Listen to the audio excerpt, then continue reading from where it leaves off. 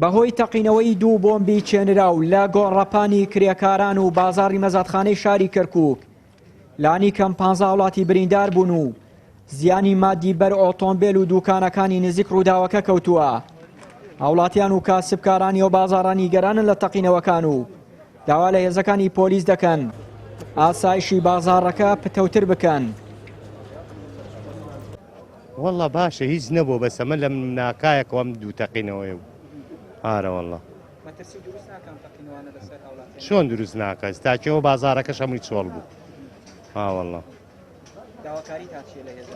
والله داواکاریمان چییە باشتر بێ نەختێ باشتر بێ. والله هەمانە بمان بارێزن نقطەیە دەورێ شورتە شتێ لێدان پۆلیس بۆی بمان بارێزی کاکە لێرە ئەوەتە یعنی بەڕەڵایی شتێ بوو ئەگەر شتێ نەبێ پۆلیسیە دەورێت شتێدانم بۆ خەڵکە ببارێزێ ئەم عالەمە با توش نەبێ وڵا بێ ئێوەتە ئێمە کرێکانین وەتا وەڵی تەقینەوە بوو سبحان الله خواب بارامە یعنی خوا ئێمەی حوز کرد والله ئێتر خەتەرە مامۆستا.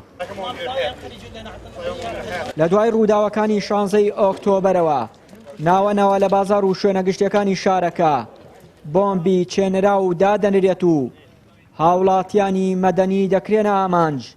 فەرماندەی ژووری ئۆپراسیۆنە هاوبەشەکانی کەرکووک دڵنیایی دەدات بە دانیشتوانی شارەکە دۆخەکە دەپارێزن و وتیشی بەم زوانە ئەنجامی لێکۆڵینەوەکان لەسەر ئەم هێرشانە ئاشکرا دەکەین. في صباح هذا اليوم في الساعة 12 استهدف العدو منطقة. بەداخەوە بەیانی ئەمڕۆ بەهۆی تەقینەوەی دوو بۆمبی چێنرا و لە دوو شوێنی جیاوازی شارەکە ژمارەیەک برینداری لێکەوتوتەوە. بریندارەکان برینەکانیان قورس نییە لە ماوەیەکی کەمدا دوای وەرگرتنی چارەسەر نەخۆشخانە بەجێ دێڵن.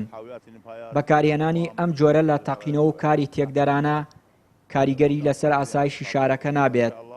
هاوڵاتیان دڵنیا دەکەینەوە لە ئەمن و ئاسایشی کەرکووک گروپە چەکدارەکان تەنها بۆ سەلماندنی خۆیان ئەم جۆرە کارانە ئەنجام دەدەن بە پێچەوانەوە. ئەوان ئێستا توانای هیچ شتێکیان نییە لە هێرشبردن بۆ ئەم ناوچانە جگە لەم کارە تێکدەرانە کە هاوڵاتی سڤیل دەکەنە ئامانج. ئەوش بەلای ئێمەوە کارێکی ترسونەکانە زیاتر هیچی تر نییە.